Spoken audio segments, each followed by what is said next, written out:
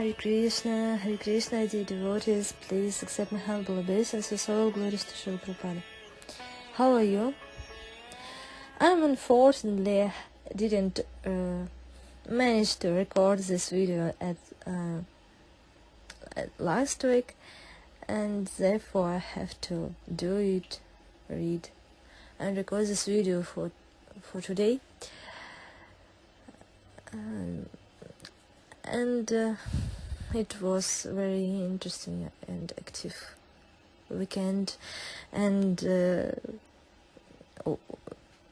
there were lots of meetings and events, and as my brother says, after such weekend another weekend is needed.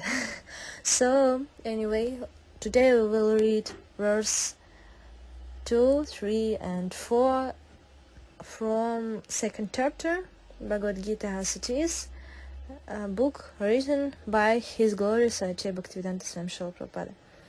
So let's start. Om Namo Bhagavate Vasudevaya. Om Namo Bhagavate Vasudevaya. Om Namo Bhagavate Vasudevaya.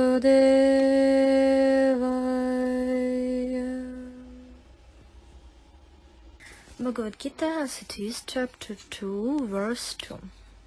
Shri Bhagavan Uvacha Kutaštva Kashmalam Medam Visami Samupasthitam Anaryam Jushtam Ashvargyam Akirtikaram Arjuna. Translation.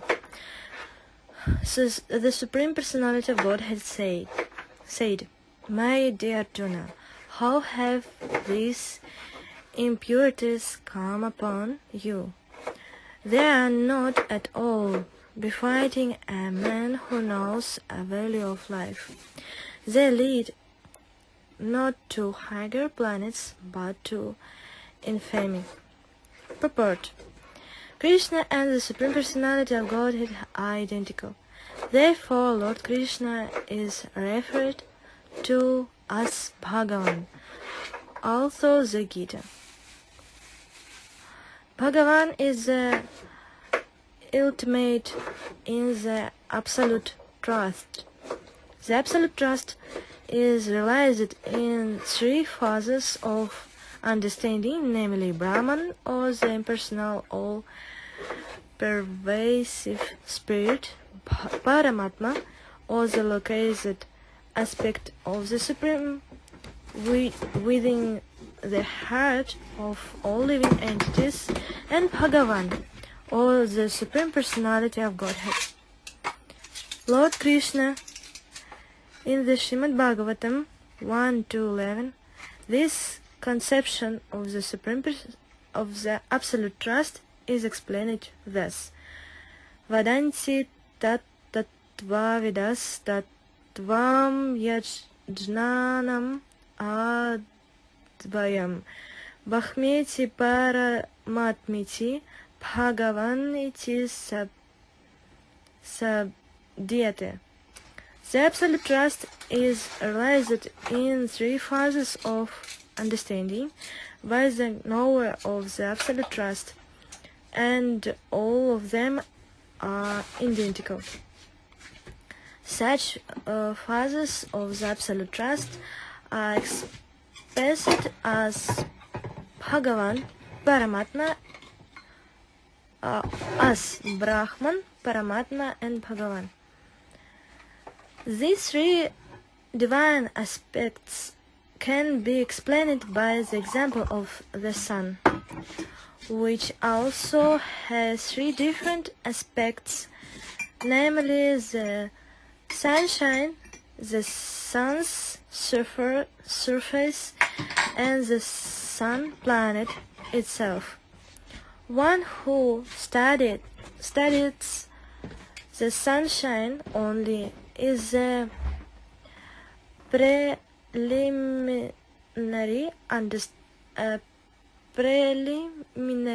student.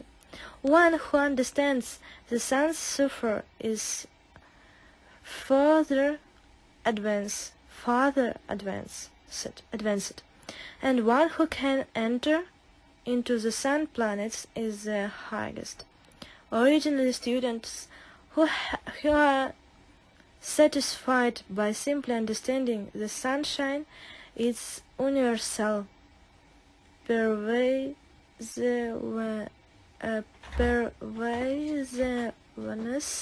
and the glaring effulgence of its person nature, may be compared to those who can realize only the Brahman feature or the absolute trust.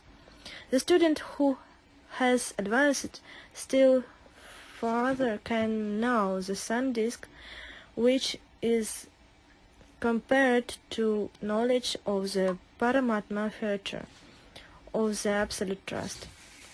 And student who can enter into the heart of the sun planet is compared to those who realize the personal features of the Supreme Absolute Trust. Therefore, the Bhaktas who the Transcendentalists who have realized the Bhagavan feature of the Absolute Trust are the topmost Transcendentalists. Also, all students who are engaged in the study of the Absolute Trust are engaged in the same subject matter. The sunshine, the sun disk, and the inner affairs of the sun planet cannot be separated from one another, and yet the students of the three different fathers are not in the same category. The Sanskrit word Bhagavan is explained by the great authority Parashara Muni, the father of Yasadeva, the Supreme Personality who possesses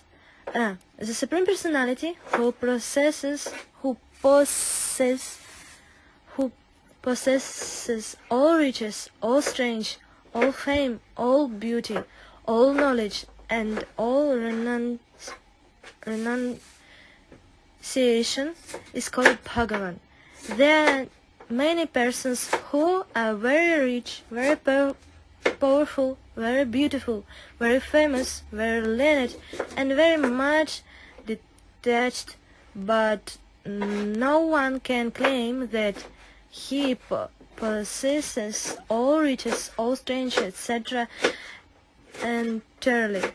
Only Krishna can claim this because he is the Supreme Personality of Godhead. No living entity, including Brahma, Lord Shiva, or Narayan, can possess opulence as fully as Krishna. Therefore, it is concluded in the Brahma Samhita by Lord Brahma himself that Lord Krishna is the Supreme Personality of Godhead. No one is equal to or to above him. He is the primeval Lord, or Bhagavan, known as Govinda, and he is the supreme causes of all causes. He is supreme cause of all causes. Ishvara Parama Krishna Sachidananda Vigraha Anajirajir Govinda Sarva Karana Karanam. There are many personalities possessing the qualities of Bhagavan. But Krishna is the supreme because none can excel him. He is the supreme person, and his body is eternal, full of knowledge and bliss. He is the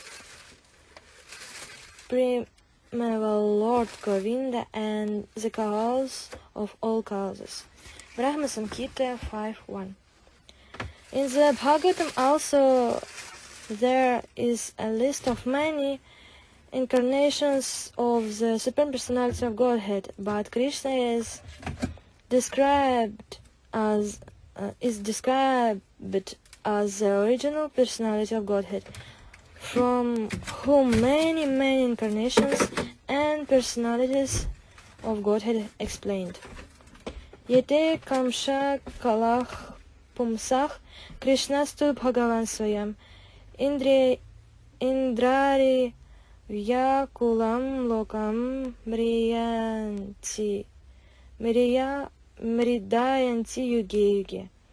All the list of the incarnations of the Godhead submitted her which are either plenary expressions or parts of the plenary expressions of the Supreme Godhead, but Krishna is the Supreme Personality of Godhead himself. Bhagavatam 1:28. Therefore Krishna is the original Supreme Personality of Godhead, the absolute trust, the source of both the Super Soul and the impersonal Brahman. In the presence of the Supreme Personality of Godhead, Arjuna's lamentation for his kinsman is certainly unbecoming, and therefore Krishna expressed him surprise with the word kutah, wherefrom such impurities were never expected from a person belonging to the illicit class of men known as Aryans.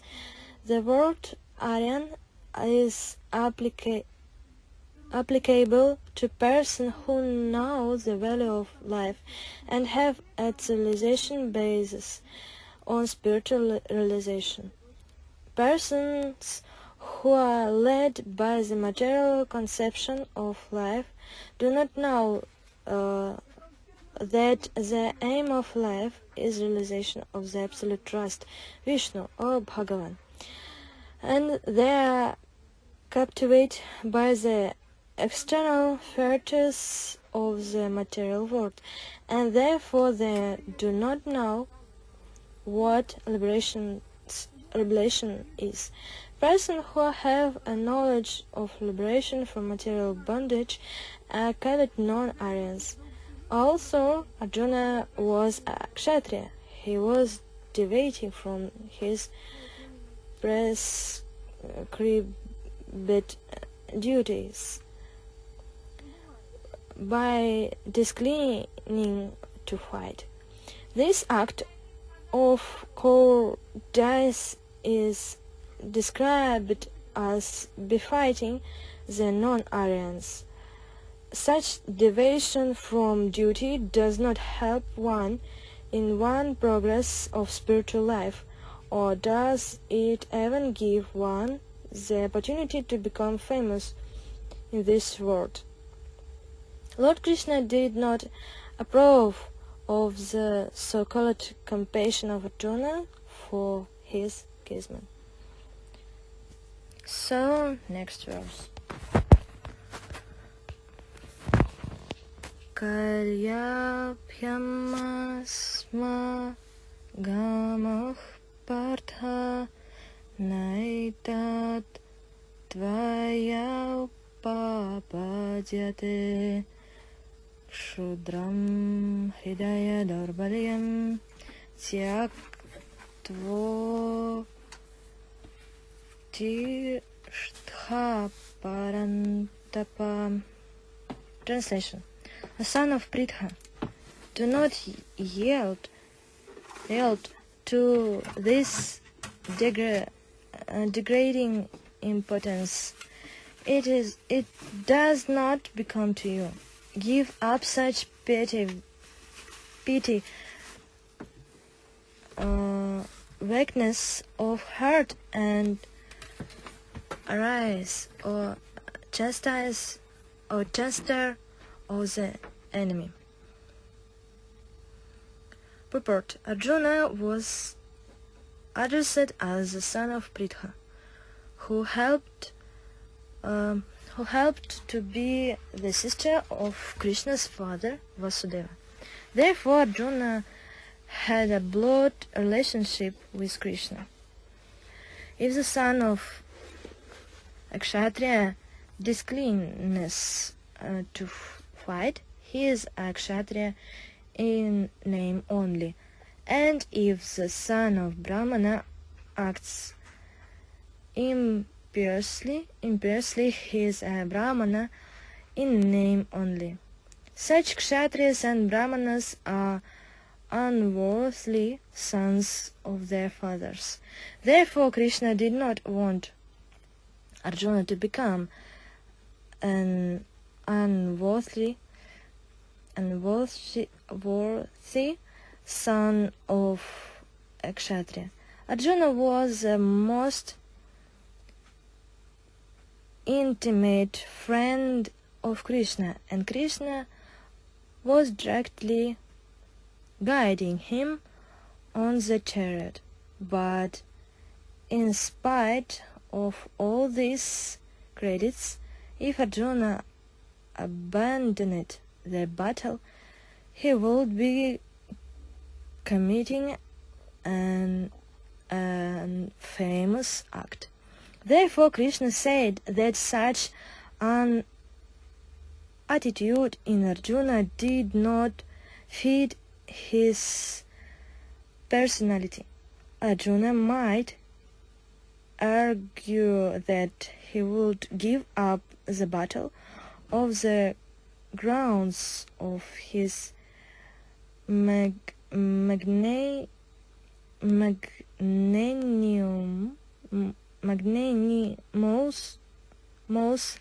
attitude for the most respectable Bhishma and his relatives.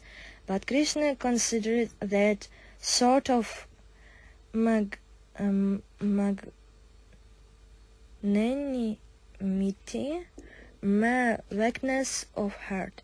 Such false magnanimity was not approved by any authority.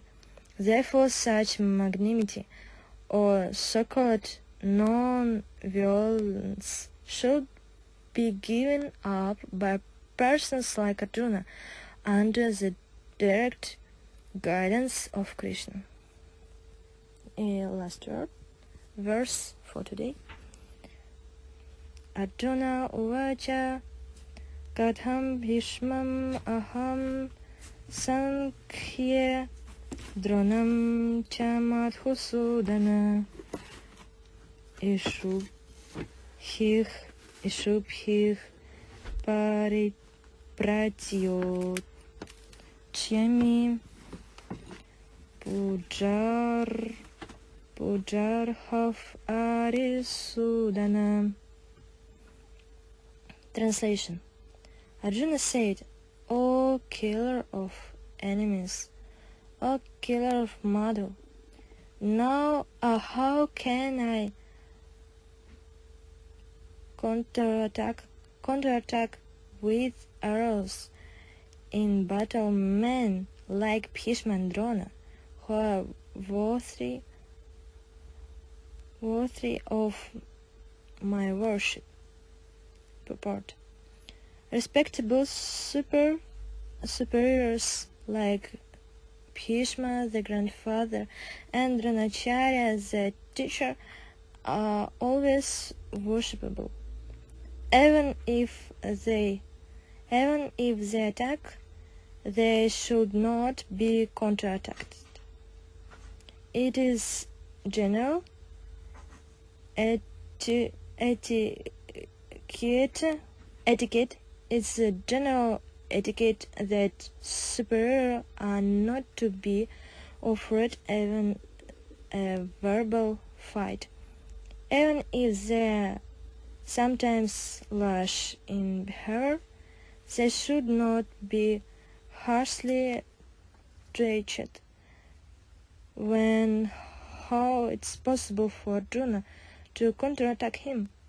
Would Krishna ever attack his own grandfather Ugrasena or his teacher Sandipani Muni?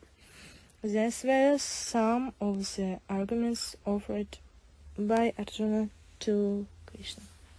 So, on this verse 2, Srila Prabhupada say that that Krishna is Supreme Personality of Godhead, he is Bhagavan, and on the purport is describe what is mean Bhagavan, who is it, and what is the three fathers of absolute trust is Brahman, Paramatma, and Bhagavan. And Krishna is Bhagavan, and all other, and Bhagavan is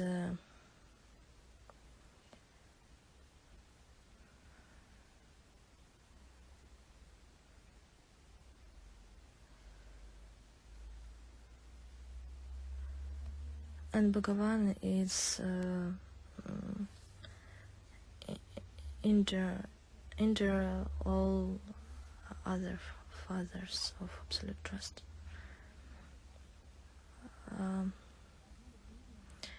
And some done, Srila Prabhupada explained this on the example with son, or of the sun, that student who is study sunshine is a student who study Lord like Brahman, and student who is study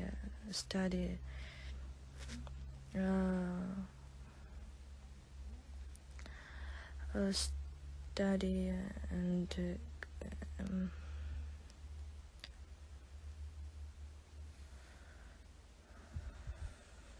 studies the sun discs. Sun disc it's like student who studies Lord like Paramatma, and students who study sun like sun surfer, to inter sun. It's like student who is understand Lord like Bhagavan is the highest level of understanding Lord Supreme Absolute Trust. And Srila Prabhupada next explain what is meaning word Bhagavan. Bhagavan is the Supreme Personality of Godhead, who possesses all riches of strange, all fame, all beauty, all knowledge, and all renunciation. And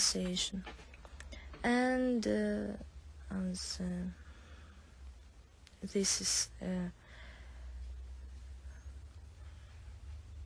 confirm the Srimad Bhagavatam Brahma Samhita, and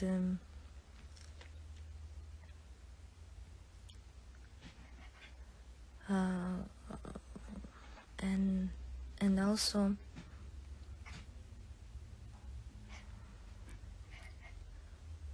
Srila Prabhupada writes that Krishna was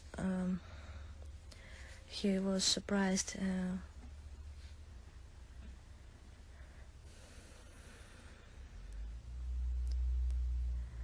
that Arjuna wants to go out to from battlefield, and because Arjuna was Arya. Arya is a person. The word Aryan is applied to person who know the value of life and have a civilization based of spiritualization, and who don't know value of life, who is afraid, who don't do his dharma, is named non-Arya. And also Arjuna was a Kshatriya, and he was deviating from his priestly duties by, and he was deviating from his priestly, and he was a Kshatriya, and now he don't want to fight, and Krishna tells it's not good, because it's this is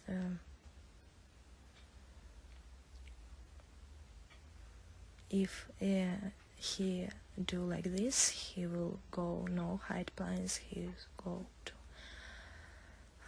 done, and Krishna tell go out, and to fight with Kuru. And on the next verse, Krishna to addressed to Arjuna was addressed as a son of Pritha, and this is mean that Krishna and Arjuna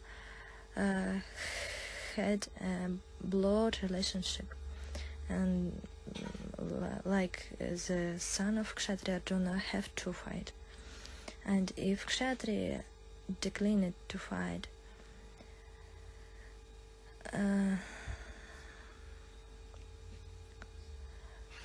and if Kshatriya declined to fight, he is Kshatriya in name only, and such Kshatriyas are unworthy sons of their father, and therefore Krishna did want Arjuna to become an unworthy sons of Kshatriya of his father. Krishna don't want like this, and therefore Krishna tell to Arjuna how this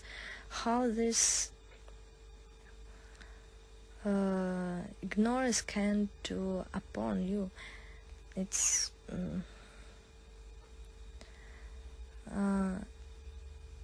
and on the next verse, Arjuna's answer to Krishna, why he don't want to fight. He don't fight because he have to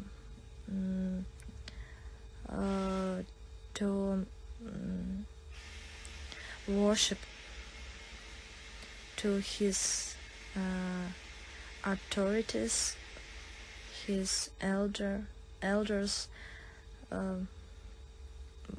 Bhishma and Drona, and he asked to Krishna, how I can to fight with them, how I can to kill them, and respectable superiors like grandfathers, teachers are always worshipable. Even if they attack, they should not be counterattacked. And Arjuna says that he cannot counterattack to his teacher, his grandfather, and